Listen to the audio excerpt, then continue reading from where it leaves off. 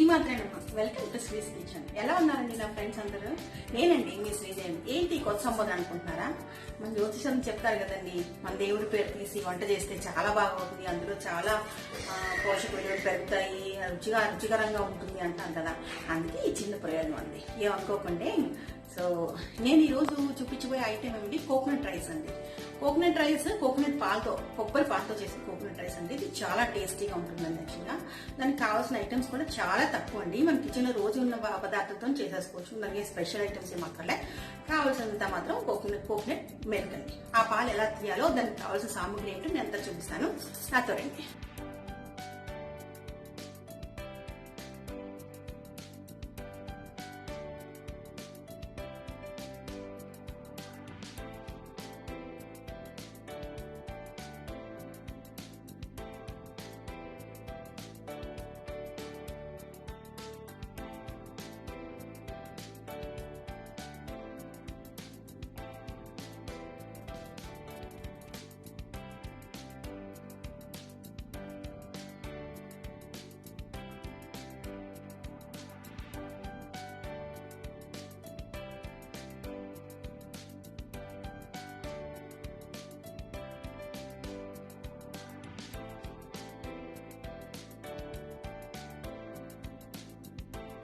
Rice కావాల్సిన సామాగ్రి అండి, రైస్ అండి. నార్మల్ రైస్, మనం రోజు ఏ రైస్ అయితే వాడుకుంటున్నామో ఆ రైసే వాడుకోవచ్చండి. దీన్ని నేను 3 కప్పులు తీసుకున్నానండి. ఎందుకంటే ఇదే మన మెయిన్ ఇంగ్రీడియంట్ గా ఉంటుంది, మెయిన్ ఐటమ్ ఉంటుంది కాబట్టి మనం ఇది ఎక్కువ తీసుకున్నానండి. 3 కప్పులు రైస్ తీసుకున్నానండి. దీన్ని 3 కప్పుల రైస్ ని నేను వాష్ చేసుకుని ఒక 5 మినిట్స్ కోసమని కడిగి పెట్టుకుంటానండి. తర్వాత కొబ్బరి పాలండి. ఇదిగోండి, ఇది నేను కొబ్బరి పాలు తీసుకున్నాను. కొబ్బరికాయని తీసుకొని దాన్ని మిక్సీలో వేసి గ్రైండ్ చేయాలండి 2-3 సార్లు. ఇప్పుడు 3 కప్పులు రైస్ తీసుకున్నాను కాబట్టి 5 కప్పులు పాలు కావాలండి. మీకు 5 కప్పుల పాలు ఒక కాయలో రాలేదు అంటే కూడా 1 కప్పు నీళ్ళు యాడ్ చేసుకుని 5 కప్పులు చేసుకోవచ్చండి. ఇది నేను 2 సార్లు ఒకే కొబ్బరికాయని ఇదిగోండి మిక్సీలో ఇలాగ వేసుకొని ఒకసారి నీళ్లు వేసి గ్రైండ్ చేసి అందులో వేసాను. రెండోసారి కూడా వేసాను.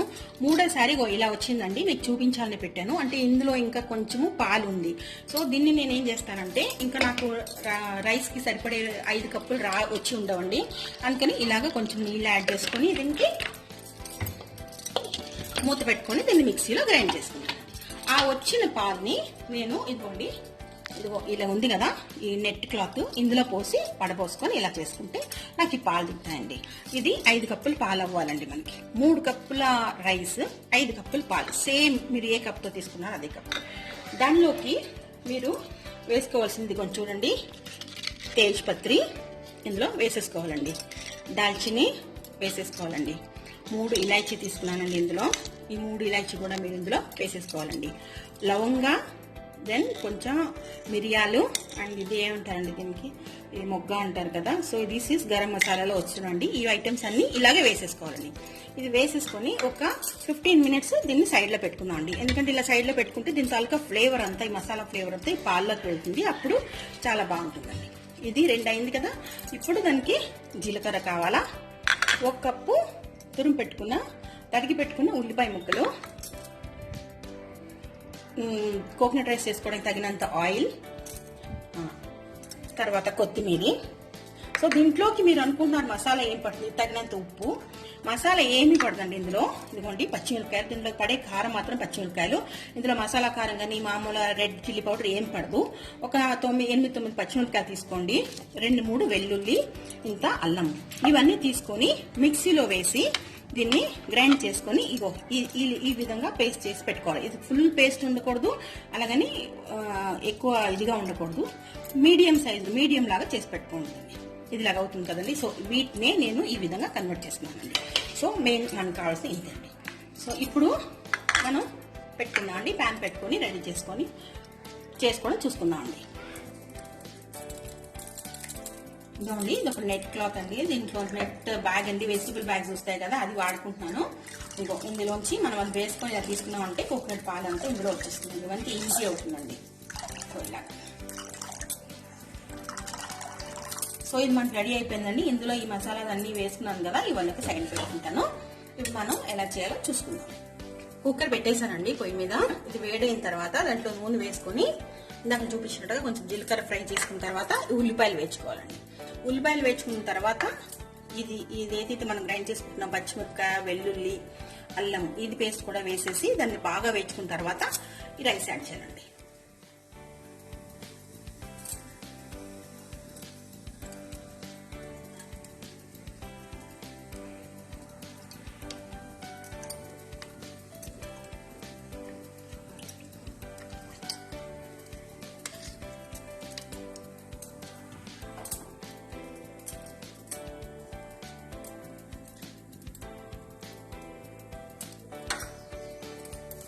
ఇది కోకోనట్ రైస్ అంతా అయిపోయాక లాస్ట్ లో తీసి మూత తీసిన తర్వాత దాన్ని కలుపుకునేప్పుడు 1 స్పూన్ నెయ్యి వేసుకుంటే చాలా బాగుంటుందండి.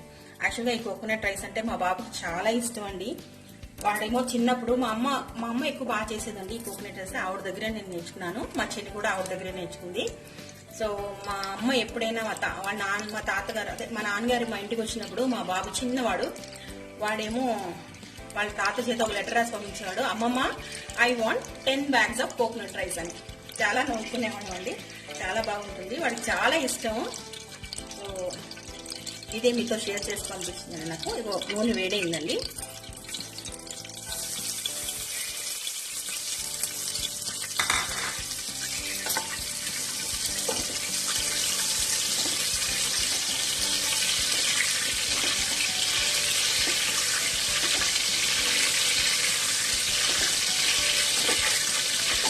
మామూలుగా మనం చేసుకునే వెజిటబుల్ బిర్యానీ కానీ లేకపోతే మిక్స్డ్ వెజిటబుల్ పులావ్ దేనికైనా సరే మనకి మసాలాలు చాలా ఎక్కువ పడతాయండి. దీంట్లో అదేం ప్రాబ్లం లేదు, మనకి మసాలా దొడ్డు వేసుకోవాలనేం లేదు. దీని టేస్ట్ అంతా మనకి కనిపించేది ఓన్లీ కోకోనట్ రైస్, దాని టేస్టే మీకు కనిపిస్తుందండి. సో జీలకర్ర వేసిందండి, ఇందులో ఉల్లిపాయ వేసి 1 కప్పు ఉల్లిపాయలు అంటే మీకు అట్లీస్ట్ పెద్ద ఉల్లిపాయలు 2 అయినా వస్తాయండి.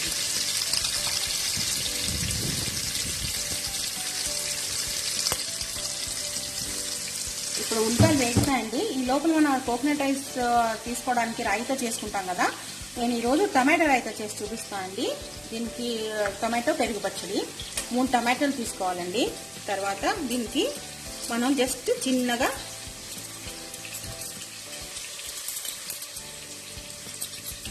ఇలా కట్ చేసుకొని దీనికి 1 కప్ 1.5 కప్ వాటర్ పోసుకొని దీన్ని గ్యాస్ మీద పెట్టి దీన్ని బాయిల్ చేసుకోవాలండి. ఫస్ట్ దీన్ని గ్యాస్ మీద పెట్టి బాయిల్ చేసుకోవాలి. పెట్టేసుకుందాం, ఎందుకంటే 2 ఒకేసారి అయిపోతాయి మనకి. ఇది రాయితాకు వస్తుంది, tomato raita, tomato with curds raita. అది బాయిల్ అయిన తర్వాత దానికి ఓన్లీ ఆవాలు, జీలకర్ర, కొంచెం ఇంగువ, కొంచెం కరివేపాకు, దెన్ కొంచెం చిల్లీ పౌడర్ అండి, మిర్చి పౌడర్, చిల్లీ పౌడర్ అన్నమాట. ఇది వేసుకొని దీనికి పోపు పెట్టుకొని తాలింపు పెట్టుకొని దెన్ ఈ పెరుగులో మిక్స్ చేసుకుంటాం. అప్పుడు మీకు టమాటా రైతా రెడీ అవుతుంది. ఫస్ట్ నేను టమాటా బాయిల్ పెట్టానండి, అది బాయిల్ అయిన తర్వాత చూద్దామండి.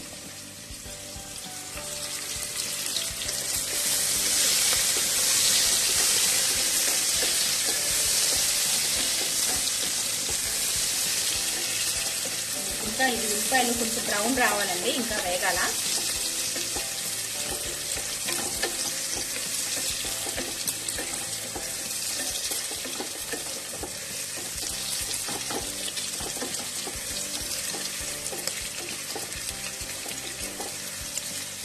ఇంకా వేగాలండి. ఈ 2 టమాటా కూడా బాయిల్ అవ్వాలండి. ఇదిగోండి ఉల్లిపాయలు బ్రౌన్ అయిపోయింది, బాగా వేగింది. ఇప్పుడు ఇందులో మనం ఇందాక పేస్ట్ చేసి పెట్టుకున్నాయి ఇది అల్లం, వెల్లుల్లి, పచ్చిమిరపకాయ పేస్ట్ని యాడ్ చేసేస్తున్నాం ఇందులో. ఇది కొంచెం బాగా వేగాలండి.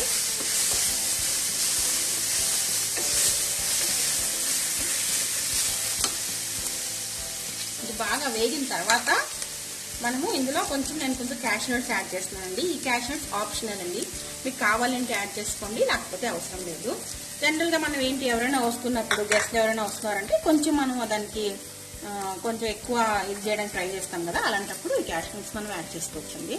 ఇది వేగుతున్నప్పుడు ఈ క్యాష్ నట్స్ కూడా అందులోనే యాడ్ చేసుకోవచ్చు.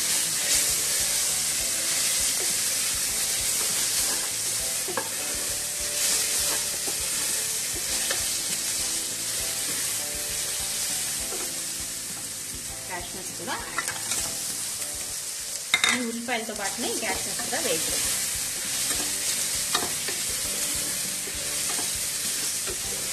మంచి అరోమా. కొత్తిమీర కూడా యాడ్ చేసుకుందామండి ఇప్పుడు. ఇందులో కొంచెం ఇప్పుడు యాడ్ చేస్తూ తర్వాత కొంచెం యాడ్ చేస్తాం. మనకి ఇదంతా రెడీ అయిపోయిందండి. ఇప్పుడు మనం ఇందాక కడిగి పెట్టుకున్న బియ్యం, ఇందాక మీకు చూపించిన తర్వాత బియ్యం కడిగి పెట్టుకున్నానండి. ఈ బియ్యం ఇలా యాడ్ చేసి కొంచెంసేపు ఫ్రై చేసుకున్నాం.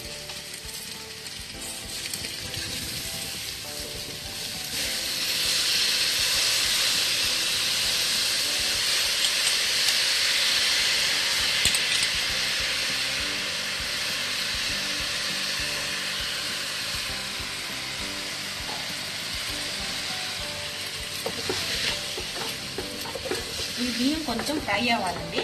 మసాలా అంతతో కలిసి కొంచెం సేపు ఫ్రై అయిన తర్వాత మనం కోకోనట్ మిల్క్ యాడ్ చేసుకొని సాల్ట్ యాడ్ చేసుకుంటాం.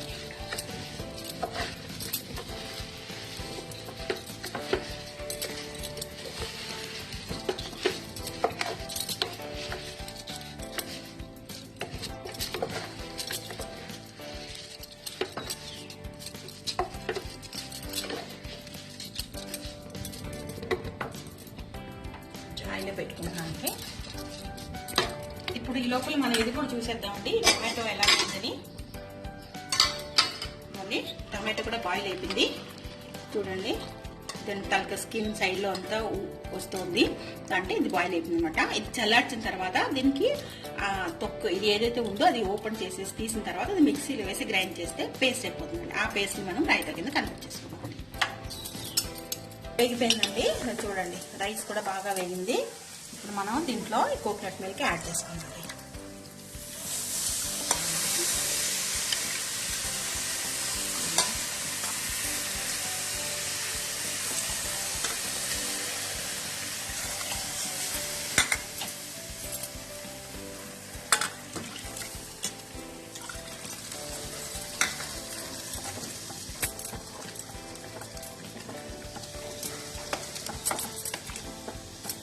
కొంచెం ఆకులు అవి ఉన్నాయి కదండి, దీనివల్ల సరిగా పడటం లేదు. కింద పడిపోయింది పాలు కొంచెం. సో 5 ఇంకో కొంచెం ఉన్నాయండి, దీన్ని కూడా యాడ్ చేసేసుకుంటాం. ఓన్లీ కోకోనట్ మిల్క్ అండి, కోకోనట్ పేస్ట్ మాత్రం యాడ్ చేయకండి దానికి. ఇప్పుడు కింద నుంచి బాగా కలిపేసుకోండి.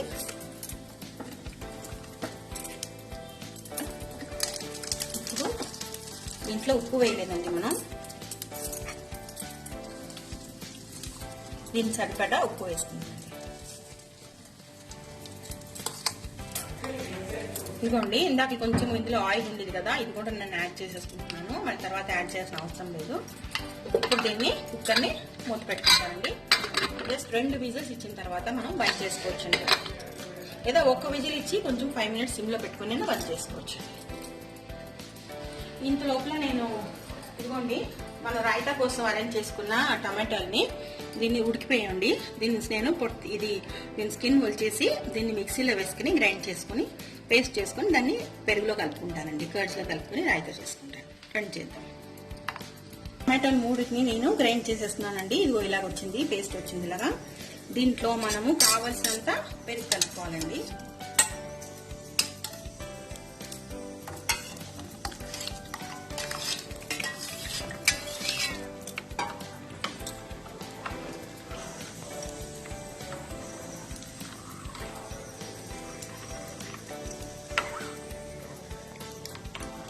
పెరుగు కలుపుకున్న తర్వాత దీనికి ఉప్పు కింద మనము బ్లాక్ సాల్ట్ ఉంది కదండి, సైంధవలవణం, అది యాడ్ చేసుకుందామండి. మంచి టేస్ట్ వస్తుంది. ఇది కూడా చూడండి, మాత్రం నేను యాడ్ చేస్తున్నాను. ఇది మరీ ఎక్కువ యాడ్ చేసుకుంటే ఇది ఎక్కువ ఉప్పుగా ఉంటుంది కాబట్టి చూసుకొని యాడ్ చేసుకోండి. ఇందులో దీనికి రైతాకి మంచి టేస్ట్ వస్తుందండి దీనివల్ల.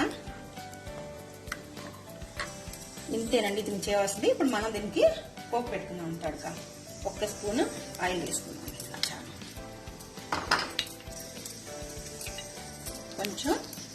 కొంచెం ఇంగువ ఆప్షనల్ అండి. తినలేని వాళ్ళు, వద్దనుకున్న వాళ్ళు, స్మెల్ నచ్చిన వాళ్ళు వేసుకోక్కర్లేదండి. ఇందులో ఆవాలు, జీలకర్ర కలిపి 1 టీ స్పూన్ వేస్తున్నానండి. ఇందులో వేసుకుంటున్నాను.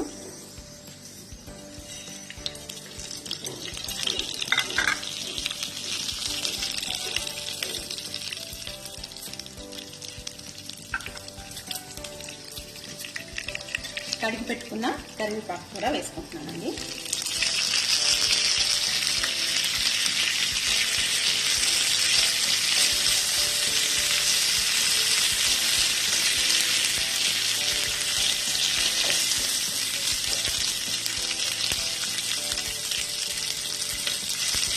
ఆవాలు వేగిన తర్వాత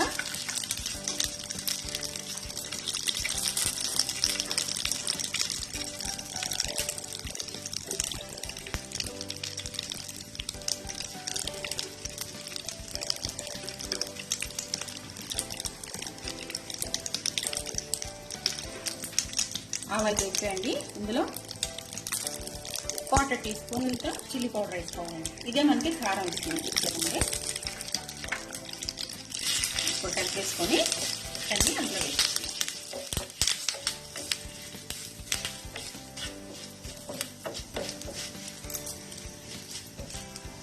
మన కుక్కర్ ఇంకా రెడీ అవుతుందండి.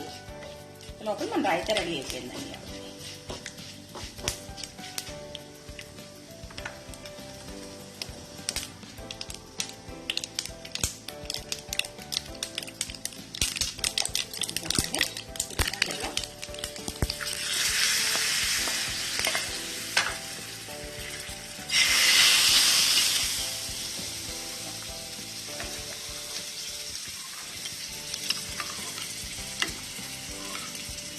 పెరుగు టమాటో రైతా అండి. ఇది చాలా టేస్ట్గా ఉంటుందండి. ఎస్పెషల్లీ ఇది పులావ్ కానీ బిర్యానీ కానీ వెజిటబుల్ ఫ్రైడ్ రైస్ కానీ ఇలాంటివి చేసుకున్నప్పుడు ఇలాంటి రైతా చేసుకుంటే చాలా బాగుంటుందండి. సో మనం కుక్కర్ విజిల్ వచ్చాక వెయిట్ చేద్దామండి. విజిల్ వచ్చి 5 మినిట్స్ తర్వాత నేను కుక్కర్ని బంద్ చేశానండి. ఇప్పుడు ఇది అయిపోయిందండి. సమ్ టైమ్స్ మనకి కొబ్బరి పాలు కదా, ఇది కొంచెం మీద కొంచెం కొబ్బరి పాలు తేలి ఉంటాయండి. దాన్ని మనం కొంచెం కలిపేసుకుంటే ఇలాగా సెట్ అయిపోతుంది, కలిసిపోతుందండి. కింద నుంచి కొంచెం కలుపుకొని రావాలండి. చూడండి ఇలా ఉంటాయి కదా.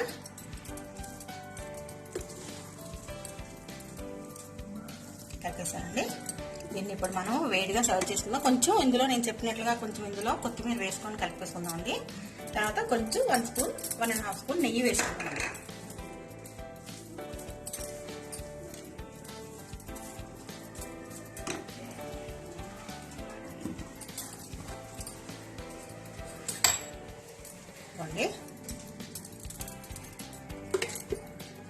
ఎక్కువ ఉంది కదండి, సో 1.5 స్పూన్ వేసుకోవాలండి. వేసుకొని శుభ్రం కలిపేసుకొని సర్వ్ చేసేసుకోవడం అండి. ఇంకా మన రైతా కూడా రెడీ అయిపోయింది కదా. అక్కడ